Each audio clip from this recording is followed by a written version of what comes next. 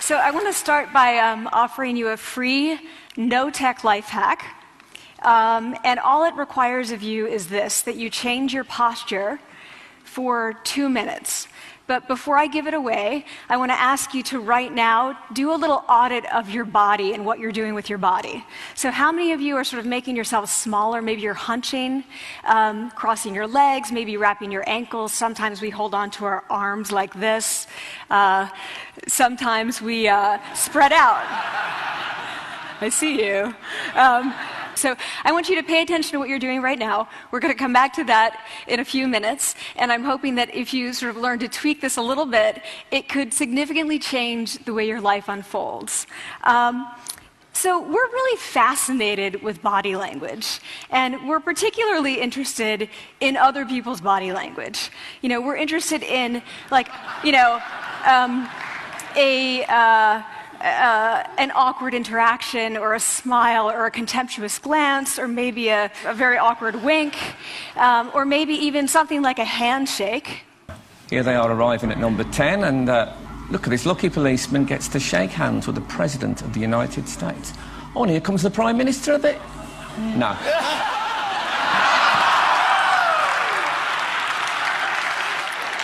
So a handshake or the lack of a handshake can have us talking for weeks and weeks and weeks, even the BBC and the New York Times. So obviously, when we think about nonverbal behavior or body language, but we call it nonverbals as social scientists, it's language. So we think about communication. When we think about communication, we think about interactions. So what is your body language communicating to me? What's mine communicating to you? And there's a lot of reason to believe that this is a valid way to look at this. So social scientists have spent a lot of time looking at the effects of our body language or other people's body language on judgments. And we make sweeping judgments and inferences from body language. And those judgments can predict really meaningful life outcomes like who we hire or promote, who we ask out on a date. For example, Nalini Ambady, a researcher at Tufts University, shows that when people watch 30-second soundless clips of real physician-patient interactions, their judgments of the physician's niceness predict whether or not that physician will be sued. So it doesn't have to do so much with whether or not that physician was incompetent, but do we like that person and how they interacted? Even more dramatic, Alex Todorov at Princeton has shown us that judgments of political candidates' faces in just 1 second predict 70% of US Senate and gubernatorial race outcomes. And even, let's go digital, emoticons used well in online negotiations can lead you to claim more value from that negotiation. If you use them poorly, bad idea, right? So when we think of nonverbals, we think of how we judge others, how they judge us, and what the outcomes are. We tend to forget, though, the other audience that's influenced by our nonverbals, and that's ourselves. We are also influenced by our nonverbals, our thoughts and our feelings and our physiology. So what nonverbals am I talking about?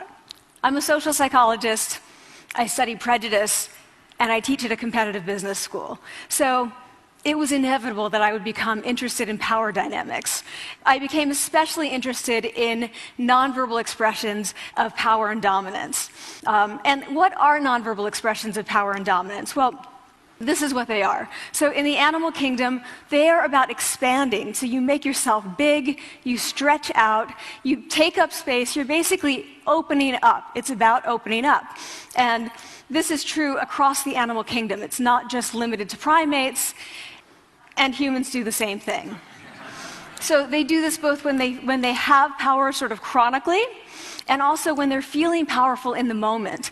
And this one is especially interesting because it really shows us how universal and old these expressions of power are. This expression, which is known as pride, Jessica Tracy has studied, she shows that people who are born with sight and people who are congenitally blind do this when they win at a physical competition. So when they cross the finish line and they've won, it doesn't matter if they've never seen anyone do it, they do this. So the arms up in the V, the chin is slightly lifted. What do we do when we feel powerless? We do exactly the opposite. We close up, we wrap ourselves up, we make ourselves small. We don't want to bump into the person next to us. So again, both animals and humans do the same thing. And this is what happens when you put together high and low power.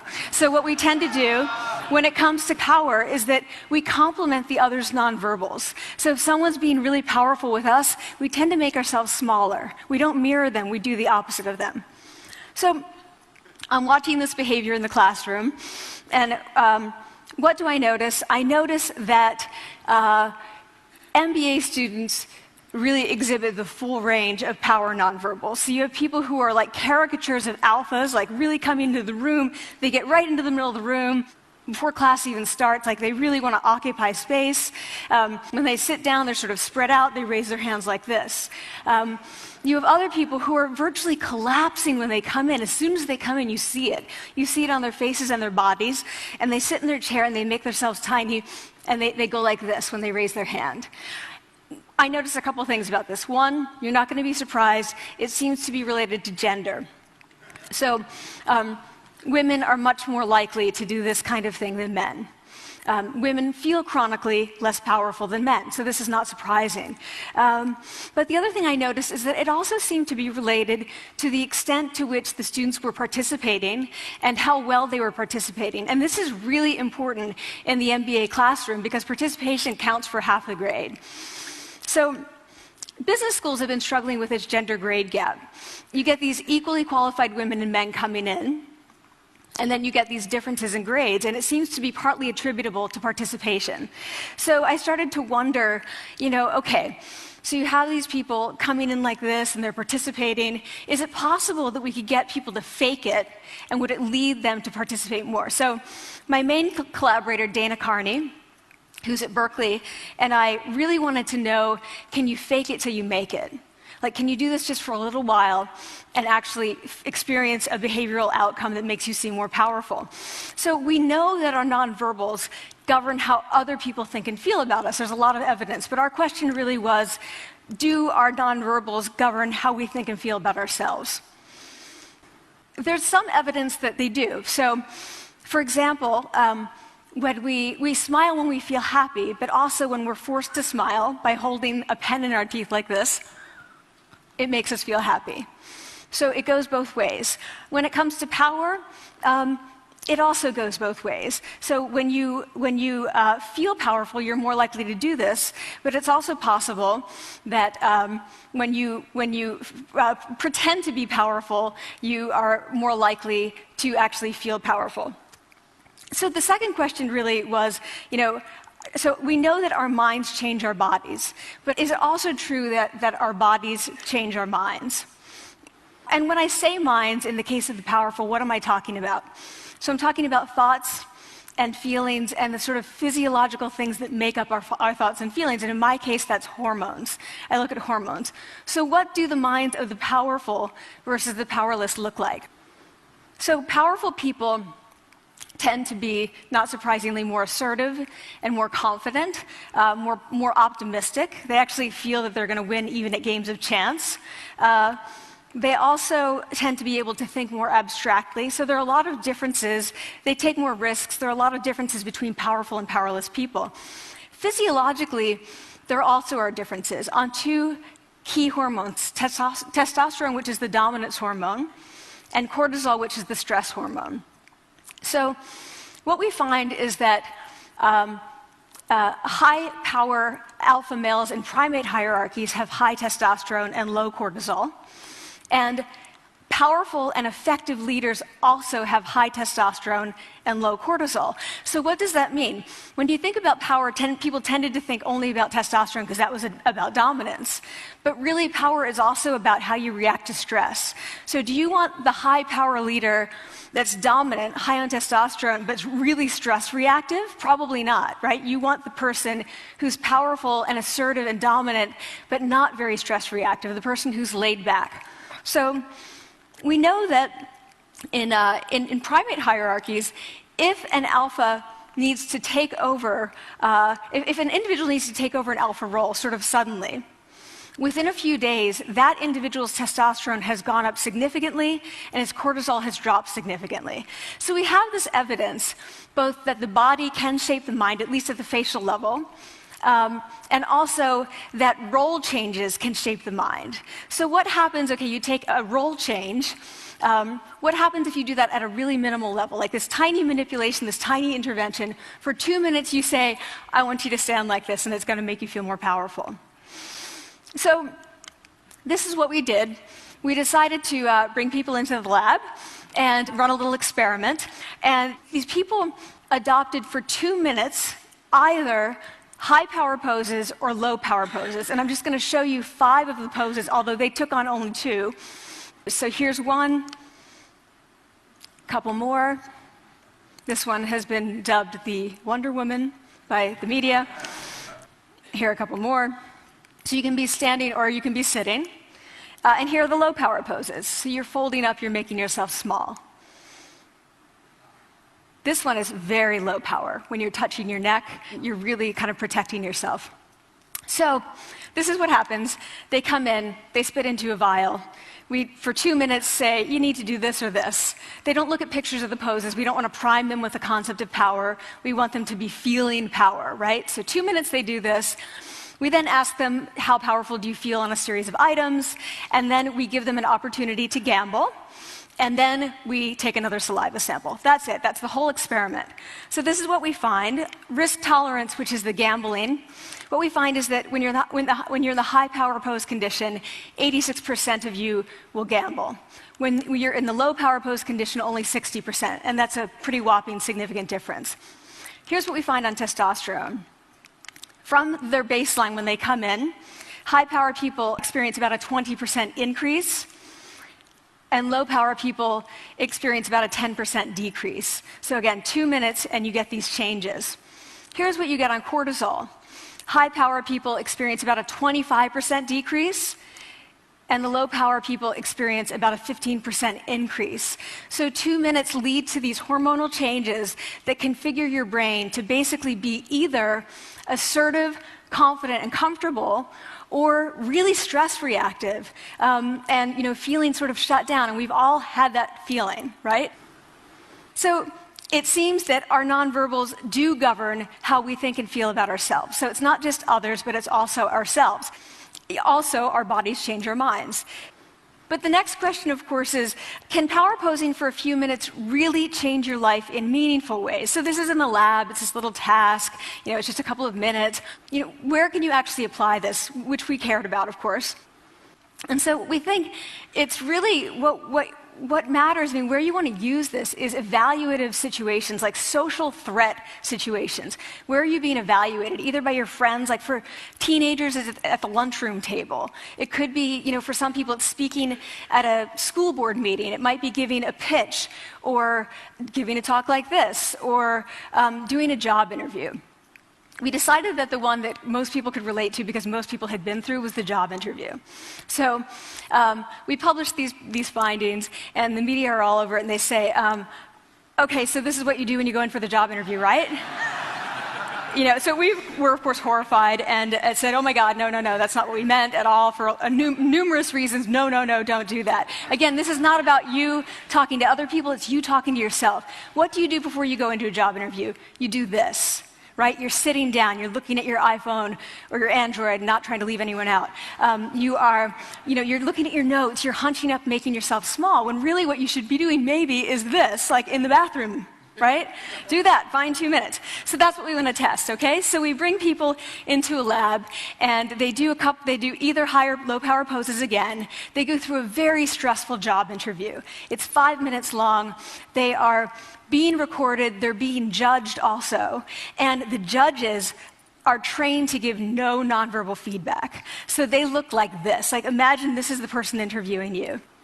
So for 5 minutes, nothing. And this is worse than being heckled. People hate this. It's what Marianne LaFrance calls standing in social quicksand. So this really spikes your cortisol. So this is the job interview we put them through, because we really wanted to see what happened. We then have these coders look at these tapes, 4 of them. They're blind to the hypothesis, they're blind to the conditions. They have no idea who's been posing in what pose. And they end up looking at these sets of tapes, and they say, oh, we want to hire these people, all the high power posers. We don't want to hire these people. We also evaluate these people much more positively overall. But what's driving it?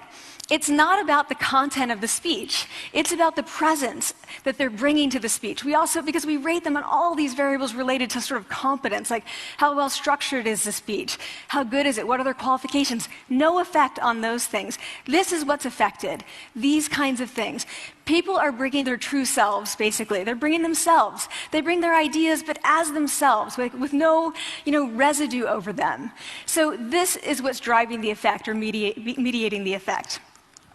So when I tell people about this, that our bodies change our minds and our minds can change our behavior and our behavior can change our outcomes, they say to me, it feels fake, right? So I said fake it till you make it. It's not me. I don't want to get there and then still feel like a fraud. I don't want to feel like an imposter. I don't want to get there only to feel like I'm not supposed to be here. And that really resonated with me because I want to tell you a little story about being an imposter and feeling like I'm not supposed to be here. When I was 19, I was in a really bad car accident. I was thrown out of a car, rolled several times. I was thrown from the car, and I woke up in a head injury rehab ward. And I had been withdrawn from college, and I learned that my IQ had dropped by 2 standard deviations, which was very traumatic. I knew my IQ because I had identified with being smart, and I had been called gifted as a child.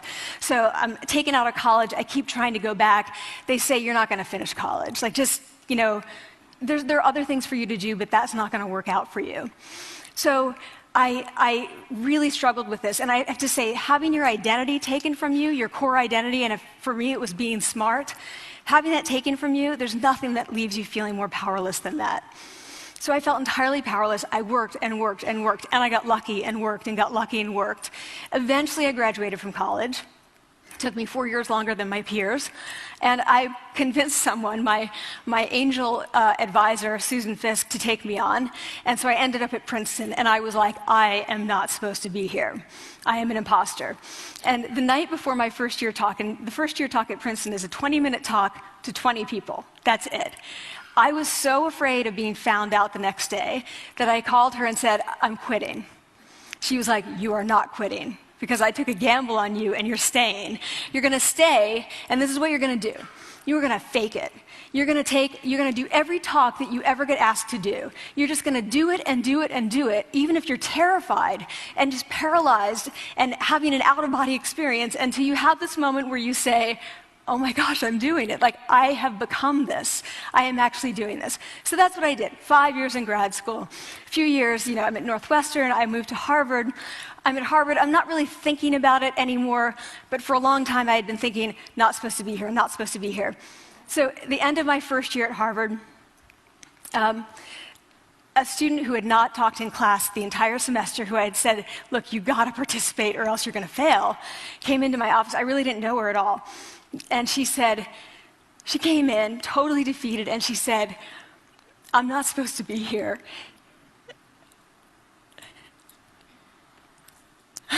And that was the moment for me, because 2 things happened. One was that I realized, oh my gosh, I don't feel like that anymore. I don't feel that anymore, but she does, and I get that feeling. And the second was, she is supposed to be here. She can fake it. She can become it.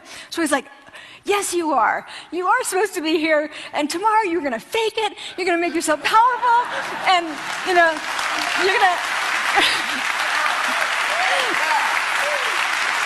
and you're going to go into the classroom, and you are going to give the best comment ever.